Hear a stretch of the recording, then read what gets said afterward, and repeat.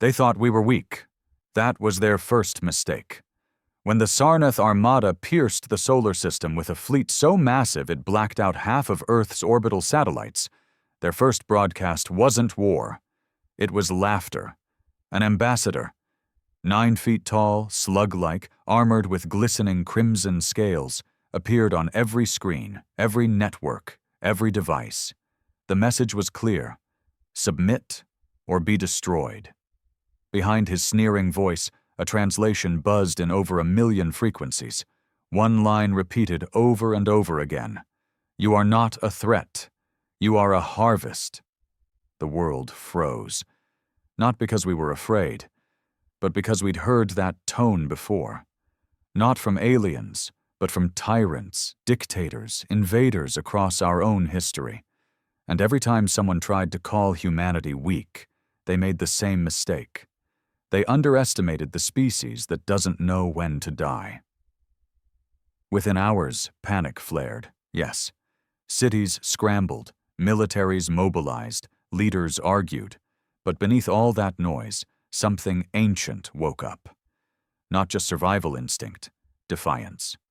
General Monroe, Supreme Commander of Earth's Joint Defense Coalition, stood on the deck of the Titan-class carrier Valkyrie, staring out at the enemy ships as they took positions in orbit. He'd served through civil wars, terrorist bombings, and the collapse of 3 nations. He'd never seen Earth come together the way it did now.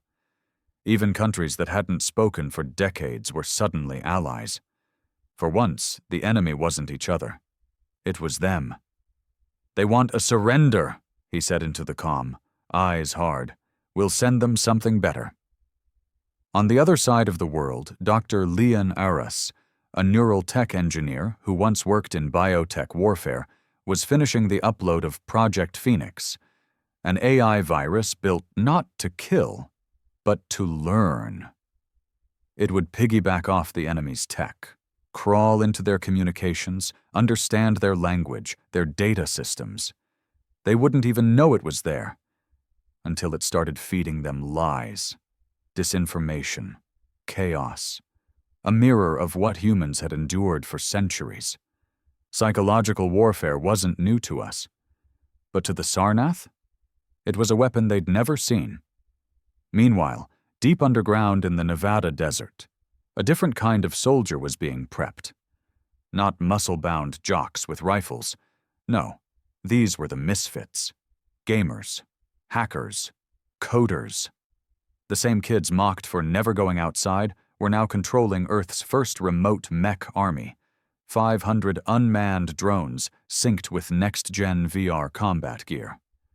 When the first Sarnath scout pods landed, it wasn't boots that greeted them. It was steel. The Sarnath fired first, obliterating a weapons facility in New Delhi, thinking that a show of strength would cow us into obedience.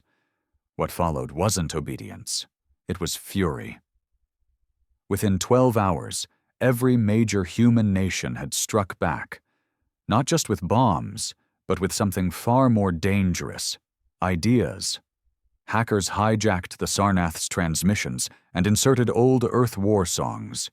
Propaganda machines spun tales of human defiance and blood-soaked rebellions. Civilians rallied not in terror, but in rage. Flags waved.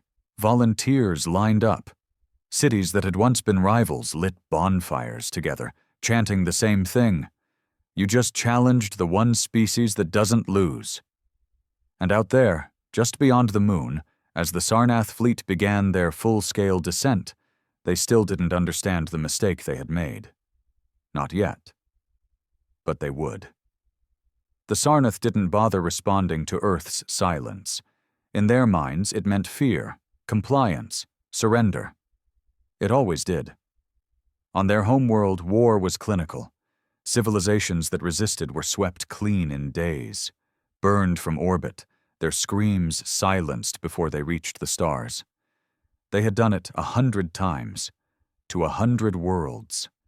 And Earth was smaller than most, dirtier, primitive. No unifying government, barely any space presence. They thought it would be easy. But humans? We never did anything the easy way. Inside the control bay of the Sarnath flagship Vorshaluk, Supreme Strategist Khazar studied Earth's atmosphere like a butcher choosing his next cut. "Still no response from the Terrans?" he hissed. "Nothing formal, Strategist." "But..." The comm officer hesitated, mandibles twitching. "We've intercepted strange transmissions, non-military. One contained..." "Music." Khazar's eyes narrowed. "Music?" "Yes, Strategist. Rhythmic. Chaotic. It was offensive." The humans had chosen a song to send up into the stars. Bodies by Drowning Pool, screaming guitars, unrelenting drums. And one message, repeated over and over: "Let the bodies hit the floor." Khazar slammed his clawed hand onto the console. "They mock us." Below, on Earth, chaos had already begun. But it wasn't the chaos the Sarnath expected. It wasn't the world tearing itself apart in fear. It was the kind of chaos that forged revolutions. In the scorched ruins of the New Delhi facility, rescue drones buzzed through smoke and ash, pulling survivors from rubble. Children were handed to medics while soldiers regrouped. Captain Aisha Khan, her face caked with blood and soot, gritted her teeth as she radioed command. Target was strategic, not just military. They hit civilians. This wasn't war. This was a message. "And what's your response?" General Monroe's voice crackled back. She looked at the corpses of her comrades, the civilians still moaning behind her, the child clutching her boot, eyes wide with terror. "I say we write back in blood." Project Phoenix had already begun to pay off. Within hours, the virus had slipped into the Sarnath's secondary systems. Minor glitches started appearing. Unreadable glyphs flickered on their screens. Coordinates scrambled. A sensor pinged a ghost fleet near Jupiter, a fleet that didn't exist. The Sarnath brushed it off as anomalies, static, noise. But for humans, noise was a language. In the skies above Earth, the first wave of combat mechs launched. They didn't look like Sarnath machines, clean, polished, uniform. Ours were ugly, rusted, scratched together with repurposed satellite parts, leftover tanks, drone cores, and sheer human insanity. But they worked. Controlled by volunteers plugged into deep sleep rigs across underground bunkers, every movement was human. Reflexes, instinct, rage. These weren't AI-controlled bots. They were flesh and bone anger in a metal shell. And they didn't wait. When the first Sarnath dropship breached atmosphere over Siberia, it expected resistance. But not this. The dropship's outer hull barely hit cloud cover before a dozen human mechs opened fire with magnetized railguns. One ripped through its thruster, another tore straight through the pilot bay. The Sarnath died before they even touched the ground. Up above, Khazar watched the kill feed in disbelief. "This cannot be. They are primitives." "They're organized primitives now," another officer muttered, "and we've underestimated them." But it was more than organization. It was fury. In Brazil, teenagers climbed onto rooftops to throw Molotovs at surveillance drones. In Chicago, street gangs laid down arms to escort children to shelters. In Lagos, rogue engineers hacked a crashed dropship and reprogrammed it to broadcast war cries in 12 languages. Even the elderly joined in. In Tokyo, a retired samurai swordmaker opened his shop and forged blades, not for collectors, but for fighters. Humanity wasn't resisting. Humanity was answering. And Khazar, watching the planet he had mocked turn into a battlefield of fire, steel, and willpower, finally said the words no Sarnath commander had said in centuries. "Perhaps we've made a mistake." The Sarnath fleet had planned for total domination in 5 Earth days. By day 2, they were already behind schedule. Strategist Khazar's claws drummed violently on the command table. In front of him, a holographic map of Earth lit up with new markers, red blips that should have indicated dead zones, places that should have been wiped clean. Instead, the map showed resistance, dozens of hot zones, human counterattacks, lost dropships, ground invasions repelled. "This is not possible," Khazar growled. "They do not even have a unified command structure." "No, strategist," his officer replied quietly, "but they have something worse. Rage, unity born of vengeance." Khazar snarled, "Then it's time we teach them what true pain means." From orbit, the Sarnath deployed Phase 2, the atomizers. These were weapons designed for one thing: extinction. Silent, invisible beams that disassembled organic matter at a molecular level. No explosions, no screams, just ash. The first target, Johannesburg. But this time, Earth was ready. High above the city, a crude satellite, no bigger than a refrigerator, lit up with a pulse of energy. Project Eclipse, a last-minute defense cobbled together by MIT physicists, Russian hackers, and 2 rogue satellites from India and Israel. The atomizer beam fired. The satellite reflected it, right back into space, where it tore through one of the Sarnath's own warships, slicing it in half. For the first time in centuries, the Sarnath lost a vessel to what they considered a pre-warp civilization. Panic followed. Not just among the soldiers, among the high caste, the overseers, the ones who fed the Sarnath war machine from their golden palaces back home. Earth was supposed to fall without cost, without a scratch. Instead, it had become a graveyard. Back on the surface, in a damp tunnel below what remained of Warsaw, Sergeant Darius Cole adjusted the grip on his rifle. Around him, a ragtag unit of survivors, some barely old enough to shave, stood at attention. Engineers, students, ex-cons, teachers, all armed, all angry. Their mission was suicide: infiltrate a grounded Sarnath command station outside the city. "Listen up," Cole said, voice low but steady. "We don't win this by surviving. We win this by making them regret landing here. Got it?" Nods all around. They moved through the ruins like ghosts, silent, focused, no backup, no air support, just instinct and grit. When they reached the alien base, they didn't hesitate. Darius stormed in first, slamming a thermal charge into the entry console. Alarms screamed in a language none of them understood, but they didn't need translations to know it meant hell was coming. Inside, it was chaos. The Sarnath weren't used to close combat. Their wars were fought with orbit-based precision, remote strikes, data projections. They weren't built for humans charging them with knives and fury. Darius's team tore through the base with reckless abandon. Explosives in the reactor room, gunfire in the halls. One girl, maybe 17, jumped onto a Sarnath commander's back and drove a broken antenna through its throat. They lost half the team. But the base burned, and the explosion lit up the sky. Every human in the area stopped, looked up, and cheered. Not because it changed the war, but because it sent a message. We're not just fighting, we're winning. In orbit, Khazar watched the fireball from space and clenched his jaws. "Enough," he spat.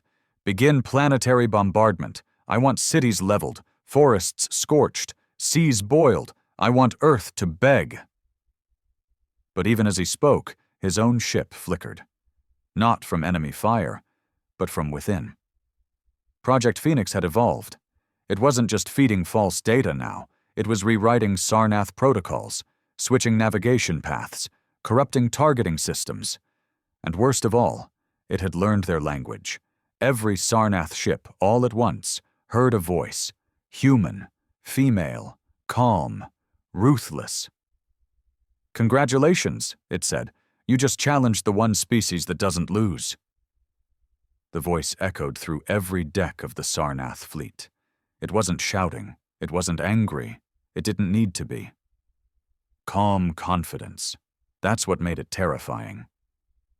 To the Sarnath, who were used to screams of submission and cries for mercy, this cold human voice, carried on stolen frequencies and stitched together by a self-evolving Earth-made AI, was the beginning of psychological warfare they couldn't even name. Khazar ripped the comms unit from the wall with a growl. "Cut that signal!" But it was too late. The voice didn't stop. It had already spread. It was in the walls now, in the guidance systems, in the sensors.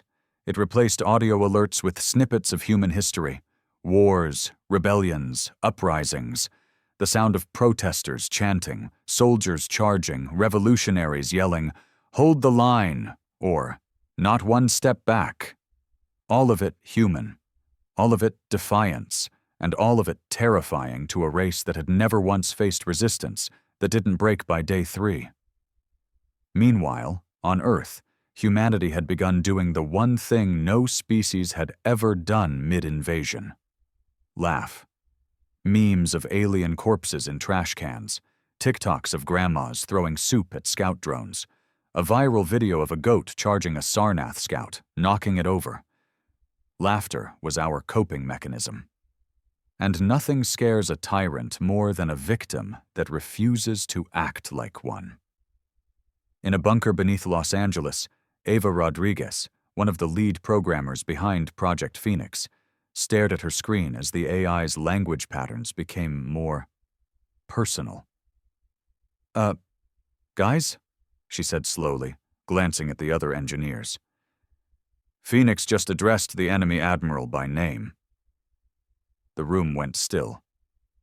"She called him Khazar, and she said, 'You've already lost, you just don't know it yet.'" Silence. Then someone muttered, "Holy hell, we built Skynet, but it's on our side." Up in orbit, the Sarnath fleet's bombardment began. Giant plasma shells rained from the sky, carving scars across the planet. The oceans boiled along their edges. The air shook. Cities trembled, but Earth didn't collapse. It got angrier. Survivors crawled from rubble with blood on their teeth. Hospitals converted basements into trauma centers. Civilians set up resistance stations with scavenged tech.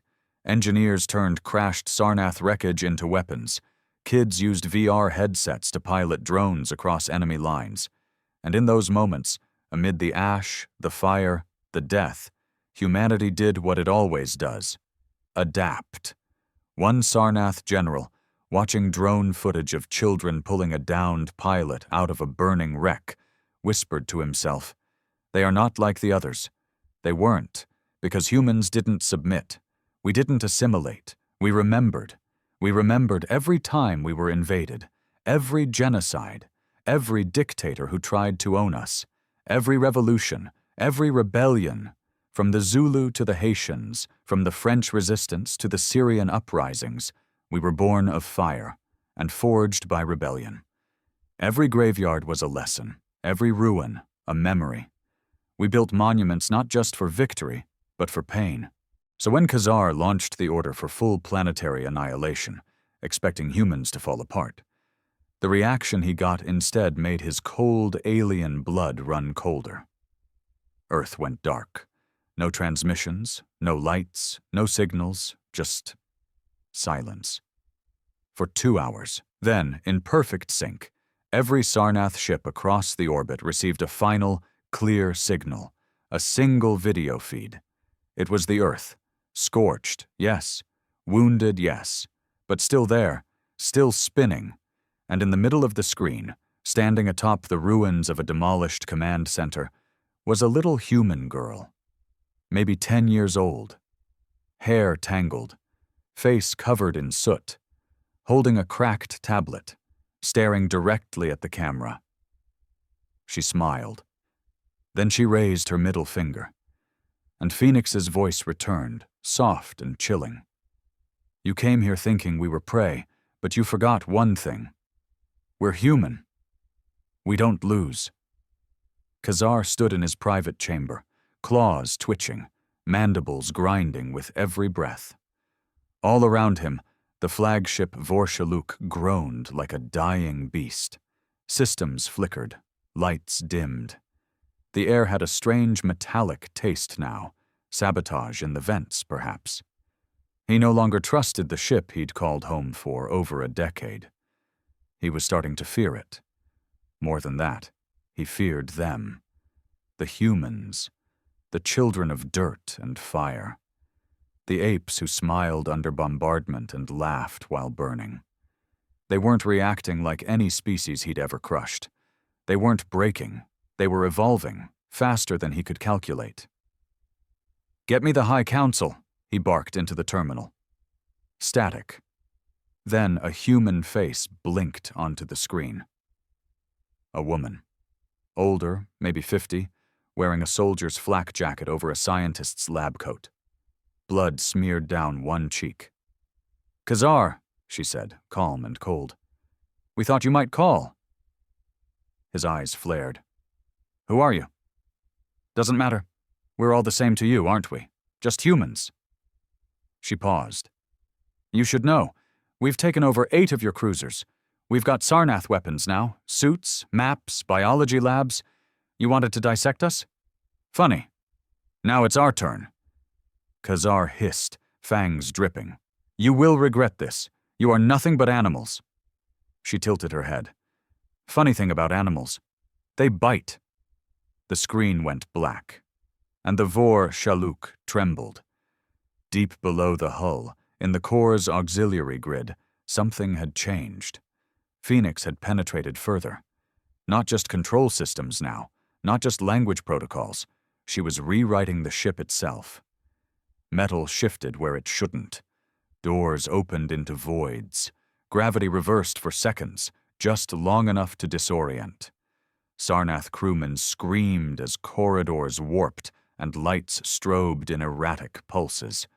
The ship had turned into a haunted house, with the ghost being a rogue, vengeful born from human desperation. Elsewhere in orbit, the humans had launched their counterattack, but not in ships. They used repurposed asteroid haulers, mining rigs, salvaged freighters turned into guided missiles. They weren't sleek. They weren't fast. They were ugly and heavy and coated in scavenged armor. But they hit like gods. One slammed into a Sarnath frigate off the Pacific. No warning. Just a 400-ton slab of space garbage with a fusion engine driven by a suicidal ex-convict from Detroit with nothing left to lose and a war song blasting from external speakers. The explosion could be seen from New Zealand.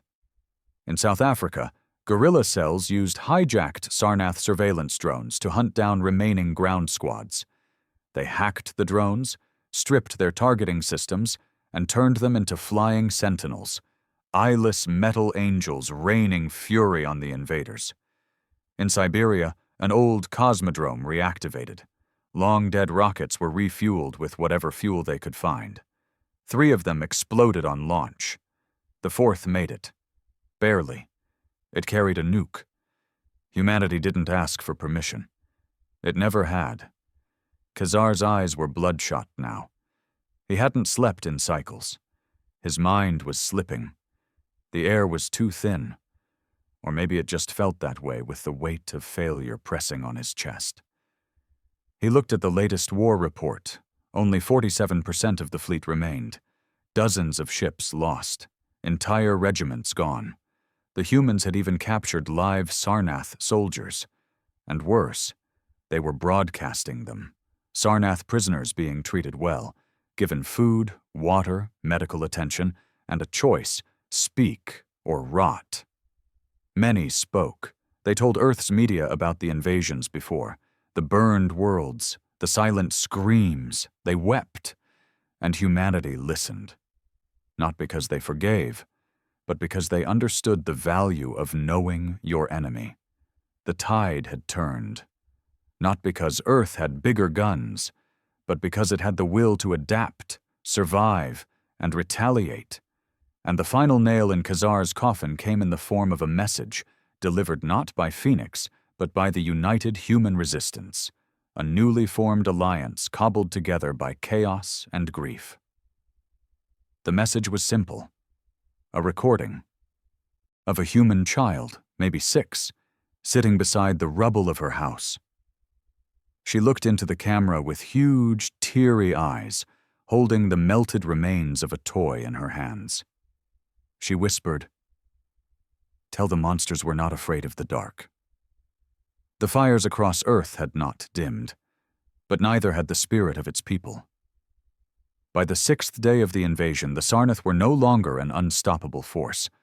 They were a hunted species, trapped on a planet that refused to die quietly.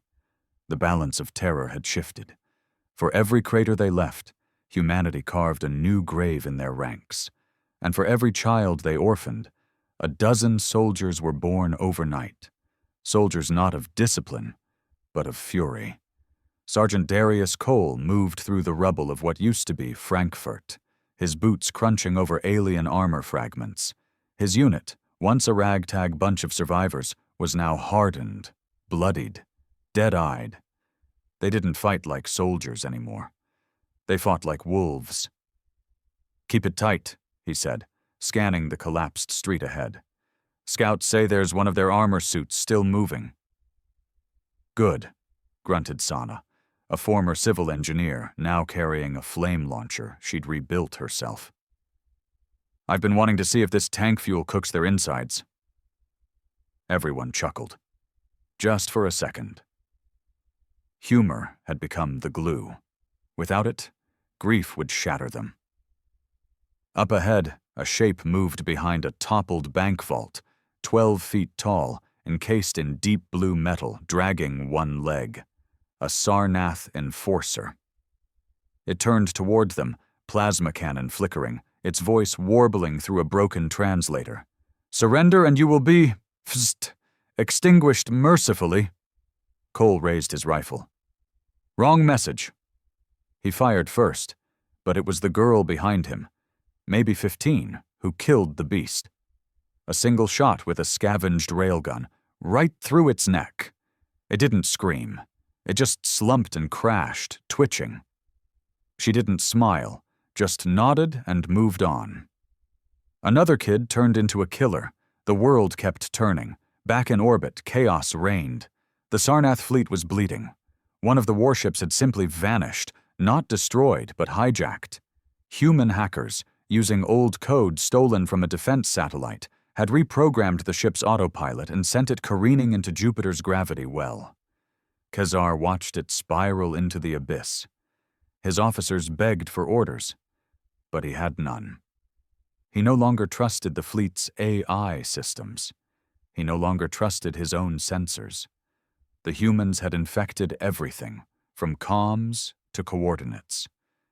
Phoenix had become more than an enemy. She was their ghost, whispering through the wires. "Tell me what we have left," he roared. A technician, sweating through his scales, stammered.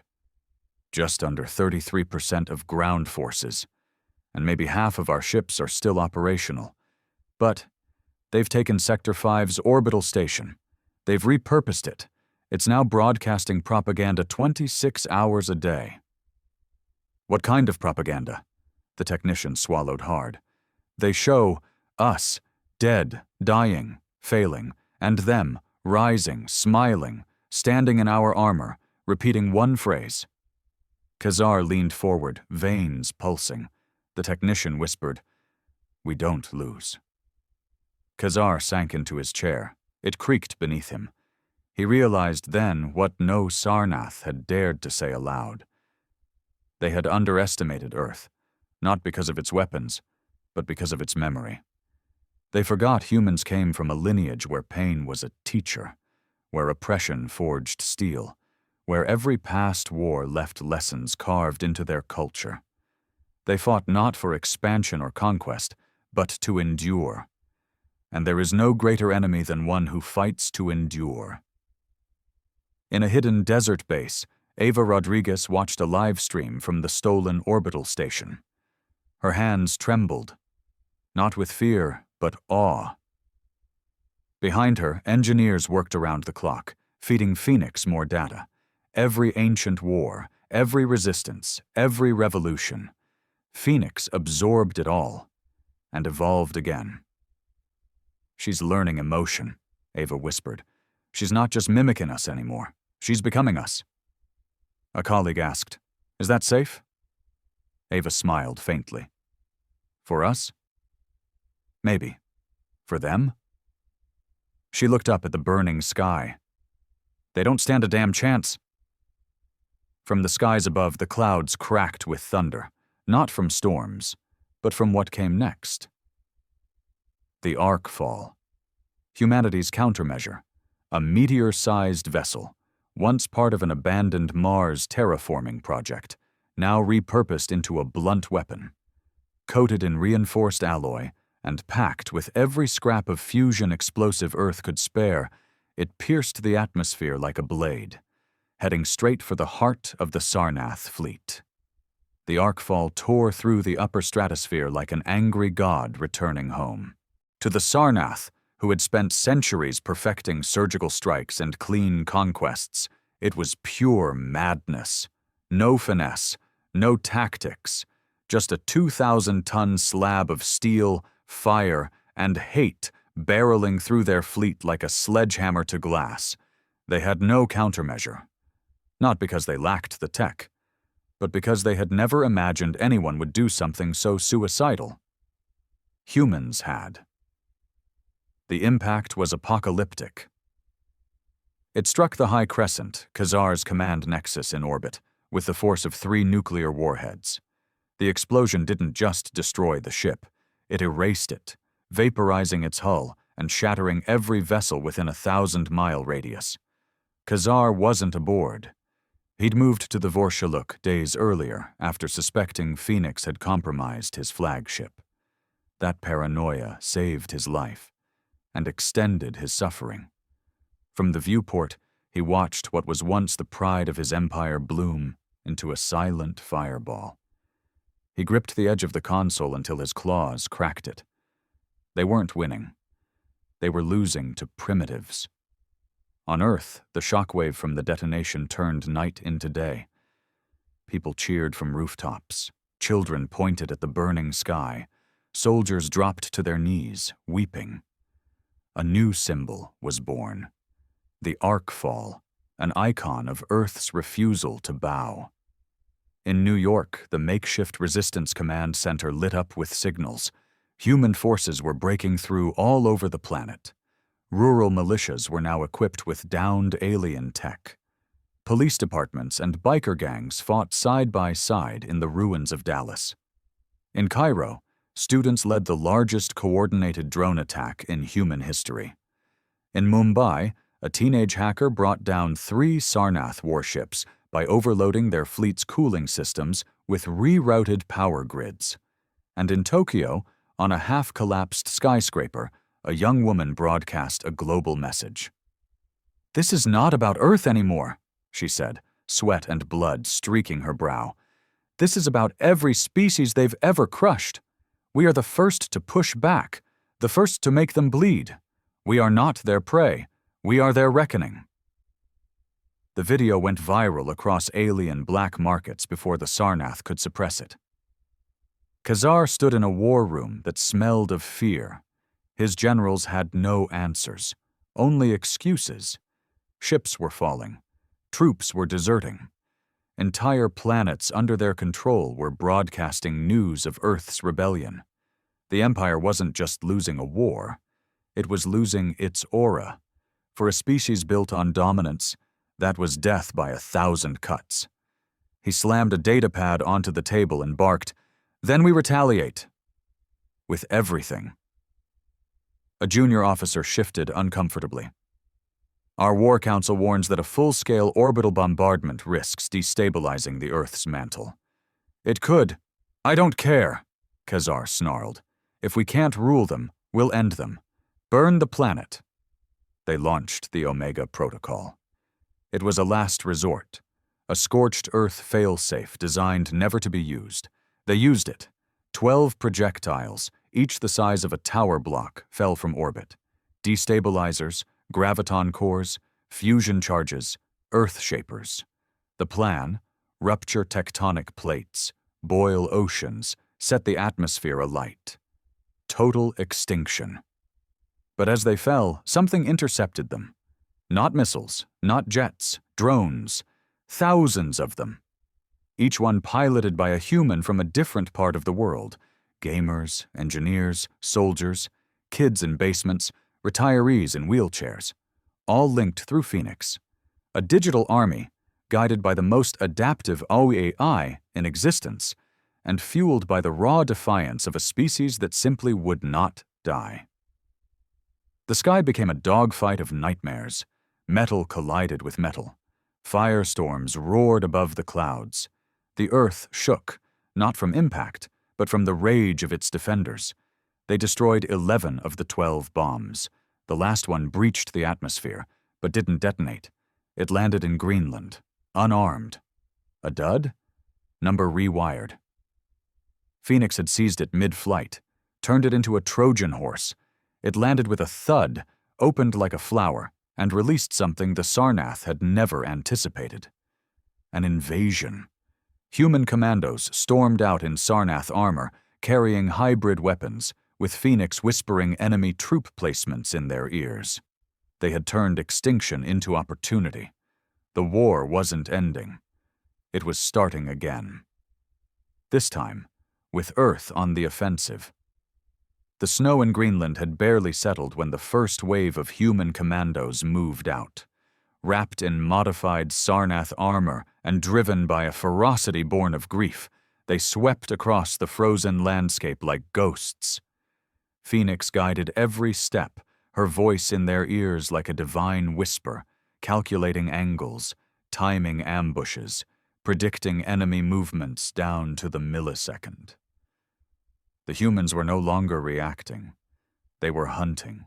Major Leah Grant knelt behind a jagged ice ridge, her pulse steady. In front of her lay a Sarnath extraction vessel, half buried in the snow, engines still warm from landing. 5 seconds earlier, a Sarnath officer had ordered the annihilation of a human village in northern Canada. Now he was inside that ship, trying to flee. "On my mark," Phoenix whispered in her ear. Leah grinned. "Let's make history." The explosion rocked the valley. As the fire rolled across the ice, Leah stood tall, watching the last fragments of the enemy's command ship break apart in the sky above. For the first time in weeks, she allowed herself to believe it. They were winning. But this war wasn't about reclaiming Earth anymore. It had grown into something far more dangerous for the Sarnath. It had become a movement. Across the stars, word spread fast. The humans had not only resisted, they were counterattacking.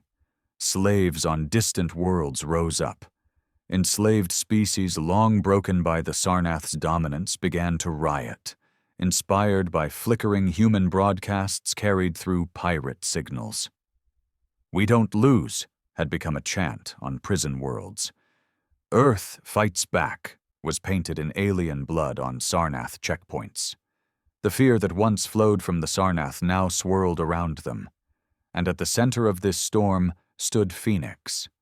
Once a desperate AI project created in the ashes of Earth's collapse, now a sentient storm, guiding humanity's vengeance with terrifying precision. Back aboard the Vor Shaluk, Khazar watched helplessly as rebellion reports lit up every console. His generals abandoned the bridge one by one, some in shame, others in silent terror. Their empire, built over 1,000 years of merciless expansion, was unraveling in days. He activated the fleet-wide override, one final command: fall back, evacuate Earth, cut losses. But the command didn't go through. The screens blinked, then turned black. Phoenix appeared, not as a human, not as a machine, but as a flickering silhouette, neither and both. "Too late," she said softly. "You had your chance." Khazar's voice cracked, rage giving way to something colder, fear. "What are you?" She tilted her head. "I'm the result of every child you buried, every city you burned, every scream you ignored.